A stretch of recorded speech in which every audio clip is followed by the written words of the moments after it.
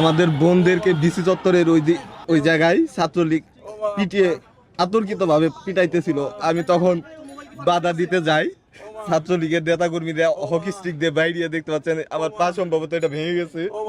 Footpath থেকে মানে যখন সবাই দৌড় মারছিল ওই সময় আমার মাথায় ইট লাগে, তারপরে পড়ে গেছিলাম। পড়ে যায় পরে যখন উঠে দাঁড়াইছিলাম, দাঁড়ানোর পরে আমারে 4 জন ধরে আমারে নিচে ফেলায় লাঠিতে প্রথম মারছে, হাতের এই সাইডে, মাজা এই সাইডে একজন ঘুষি মারছে।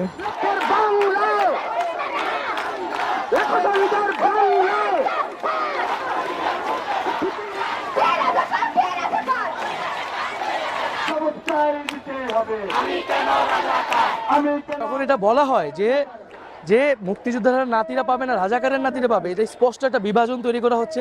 প্রধানমন্ত্রী নিজে কালকে এটা এই বিতর্কের সূত্রপাত করেছেন, এর দায়ভার তাকেই নিতে হবে।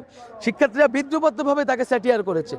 প্রধানমন্ত্রী যখন শিক্ষার্থীদের রাজাকার বলে এবং রাজাকার বলে যদি এই আন্দোলনকে দমন করানোর চেষ্টা করা হয়, এইটা কিন্তু শিক্ষার্থীরা গ্রহণ করবে না। আমাদের আন্দোলন যৌক্তিক, আমাদের রাজাকার বলা হোক, যা খুশি তা বলা হোক, আমরা এই আন্দোলন চালিয়ে যাব।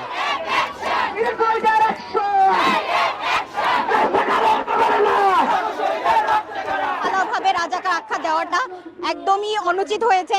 এরকম একটি গুরুত্বপূর্ণ পদে বসে উনি এই ধরনের কথা বলতে পারেন না, তাই আমরা চাই উনি অবিলম্বে এই বক্তব্য প্রত্যাহার করবেন।